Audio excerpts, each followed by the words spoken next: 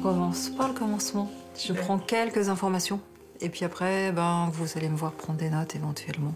Donc j'avais noté Sylvie et Olivier. Déjà, j'ai les prénoms. La date de tes dernières règles ou la date de la conception du petit? Le 12 février. Il est venu s'installer tout seul, ce bébé-là? Est-ce qu'il est venu s'installer tout seul? Oh non, il a été beaucoup aidé. D'accord. C'est pour ça que je connais précisément la date, toute l'équipe médicale l'a connue. Ok. Donc, si on considère que le 12 février, c'est le début de l'histoire, ton bébé peut venir en toute bonne santé, absolument en pleine forme et sans problème à partir du 15 octobre. Donc en fait, le terme, c'est entre 37 et 42 semaines. C'est-à-dire qu'un bébé, il a 5 semaines pendant lesquelles il arrive dans des conditions optimales. D'accord.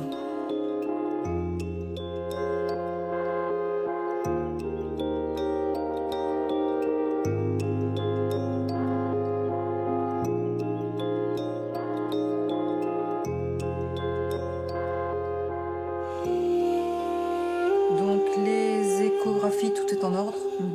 Le placenta, est-ce que tu as entendu où il était inséré? Oui, alors il était bas au départ, mais en fait il est remonté. Donc, non, il n'est pas remonté. Je pourrais te faire un dessin, mais... Le placenta, il est donc collé sur ton fond utérin. D'accord? Il peut être au fond de l'utérus, il peut être au fond derrière, il peut être où il veut. C'est où l'œuf s'est posé. D'accord. Il s'est posé et en face, il a construit son placenta.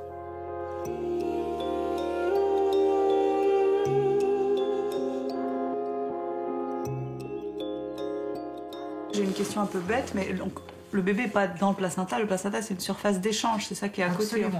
Le bébé, il est relié au placenta avec son cordon, et le bébé, il est emballé dans les membranes, et le liquide amniotique, j'ai pas pu le mettre.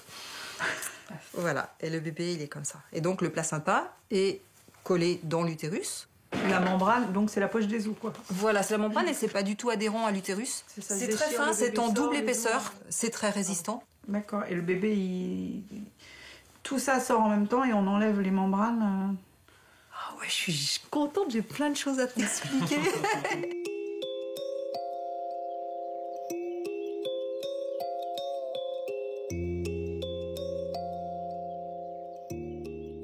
Et donc, en fin de grossesse, ce qui peut arriver, c'est rupture de la poche des os. C'est ça, donc ça, c'est là.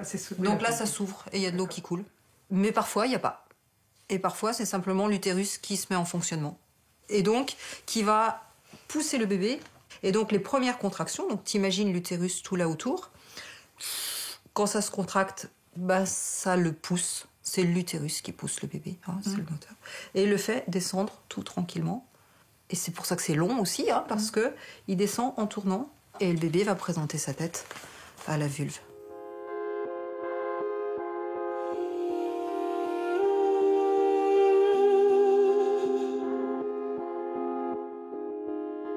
Là, tu te retrouves avec ton bébé bien installé, tu lui mets un oreiller sur la tête, une couverture, et là, il n'y a rien à faire. Mais alors, rien à faire. Donc le placenta, il est toujours... Le placenta, il est dedans, tu vois. Il est dedans. Voilà. Et au bout de un quart d'heure, 20 minutes, t'as à nouveau mal au ventre. Et en fait, là, c'est pour faire sortir le placenta. Ah, donc c'est prévu dans la mécanique. Ouais. Moi, j'ai 3 trucs qui sont fondamentaux, qui font partie de ma pratique de routine. Numéro 1, couvrir. Numéro 2, ne pas couper le cordon. Et puis, 3e condition, être super au calme. C'est-à-dire que c'est pas le moment de téléphoner à toute la famille en disant « Waouh, il est né !» non, c'est pas fini. Il y a encore la naissance du placenta.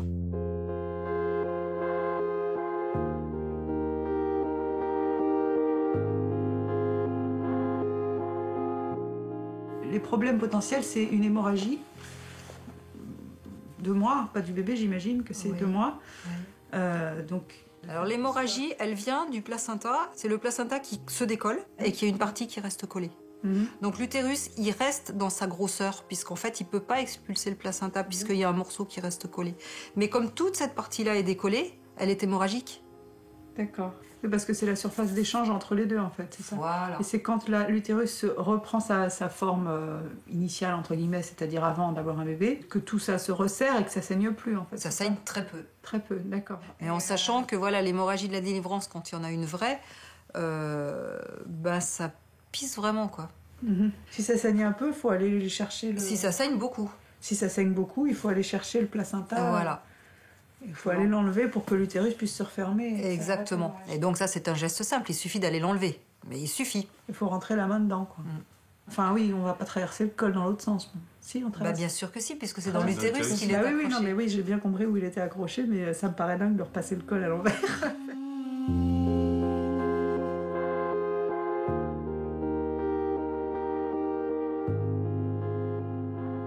J'aimerais bien entendre où vous en êtes aujourd'hui, vos rêves, vos désirs autour de ce bébé-là. Et j'ai toujours eu à l'idée que depuis la nuit des temps, les femmes font des bébés sans avoir besoin d'avoir 15 personnes dans la pièce. Donc peut-être que je vais crier au secours 2 jours avant, que je vais demander qu'on m'envoie de la morphine à haute dose. Mais on en est dans tes rêves et dans tes espoirs et dans ta pensée profonde. Je voudrais accoucher dans mon jardin toute seule dans les herbes hautes, quoi. Donc tu t'imagines parfaitement donnant naissance toute seule. Bah oui, comme n'importe quelle souris ou ragondin, quoi. Enfin. D'accord. Qu'est-ce que t'en penses, Olivier, toi? Je suis pas contre, en fait, ce projet, en fait, maintenant. En gros, pour moi, c'est elle qui a qui fait tout, quoi, en fait. Et tu veux, moi, je suis juste spectateur, donc je peux que suivre, en fait. Donc maintenant, si elle a envie d'accoucher là, je vais tout faire pour l'aider. Comme c'est mon premier, j'ai pas assez de recul pour me dire oh, c'est complètement débile comme idée. Non, on va aller au CHU directement. Non, j'ai pas cette appréhension-là, en fait. D'accord.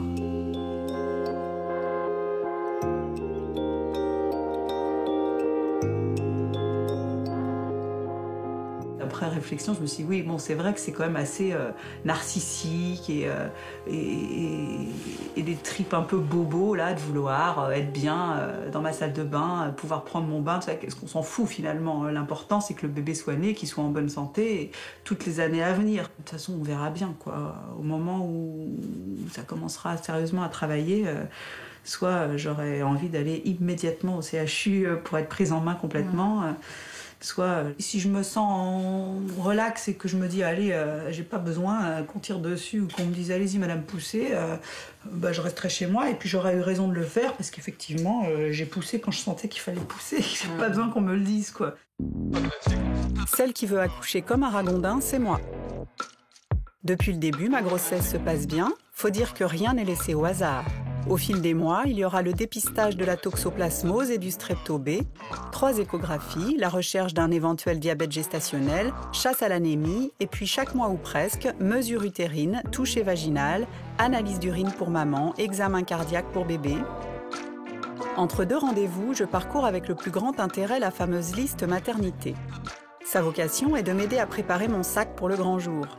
Un pyjama, un peignoir, des chaussons, 10 culottes en coton, des serviettes hygiéniques, un déodorant, un verre à dents, bon apparemment ils acceptent aussi les timbales, et une tenue habillée pour les visites. Comment est-ce possible qu'à la veille de devenir mère, on m'infantilise à ce point? La matière de mes culottes deviendrait une affaire d'intérêt général. L'ombre de la pathologie et l'infantilisation me confortent dans l'envie d'accoucher en douce au fond des bois. J'ai l'intuition que c'est possible et que si je me perds, mon bébé me montrera le chemin.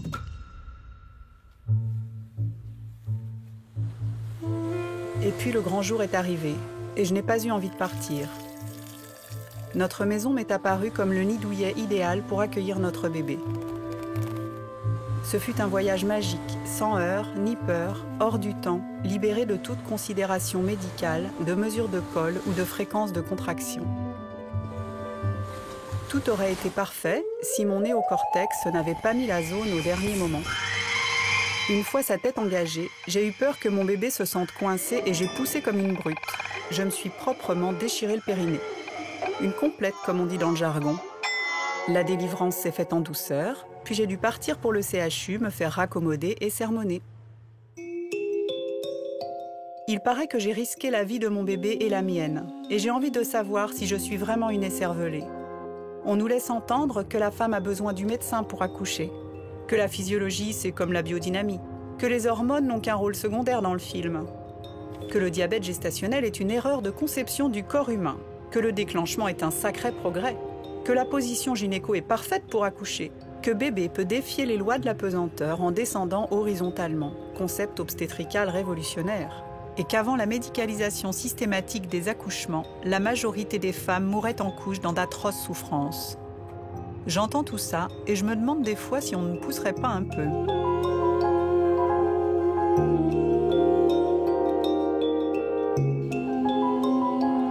Ai-je vraiment risqué la vie de mon bébé ou la mienne?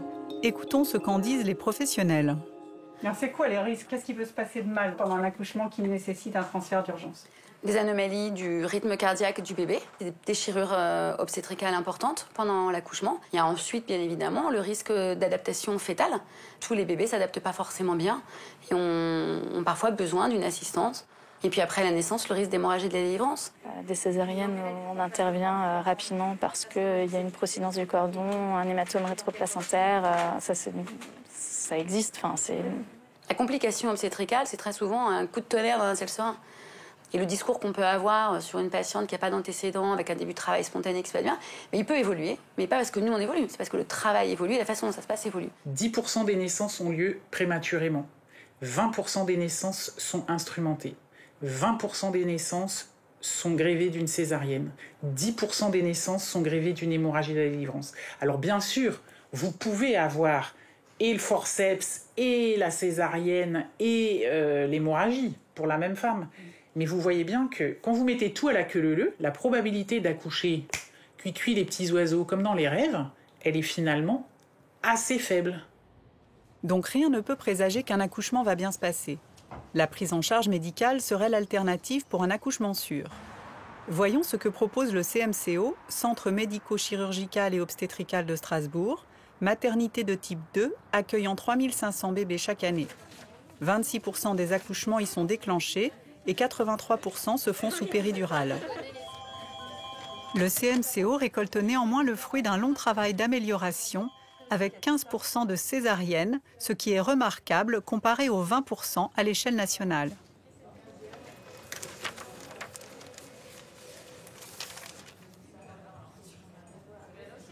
Donc au box 9, c'est une dame qui est déclenchée parce qu'en fait, elle a un retard de croissance intra-utérine, c'est-à-dire que le bébé est un peu petit. Et de plus, au tracé, il a fait quelques anomalies du rythme. Et comme il est petit, on ne peut pas se permettre d'attendre plus longtemps. Donc elle a été déclenchée là un instant. Ensuite, nous avons deux autres dames. Au 7, c'est une dame qui est venue ce matin pour contraction, qui s'est tout doucement mise en route, qui est là à 3 cm et qui vient d'avoir sa péridurale. Et je m'occupe de madame STA. C'est un futur 3e bébé. C'est une dame en fait qui a été déclenchée ce matin parce qu'en fait la tête de bébé était en bas, alors que d'habitude le bébé bougeait dans tous les sens. Il était une fois en présentation céphalique, une fois en siège. Mais là ce matin, la petite était bien positionnée, donc on a décidé de la déclencher. Elle est à combien cette maman? 39 semaines. D'accord. Vous avez percé la poche des autres? C'est ça. Voilà. Et donc depuis, on a attendu qu'elle se mette en route spontanément, ce qu'elle n'a pas fait. Donc là, on l'aide en mettant un peu d'ocytocine, c'est une hormone, pour pouvoir avoir plus de contractions. D'accord. Et donc elle en est à combien pour l'instant? Pour l'instant, ça n'a pas encore bougé. Elle est toujours au même stade, mais on espère qu'à un moment donné, son col va se dire « Ah, il faut qu'il s'ouvre ». Voilà. C'est une dame qui voudra une péridurale, je pense, dans pas longtemps. Effectivement, la dame de la 6 demande une péridurale. Nous allons donc à sa rencontre.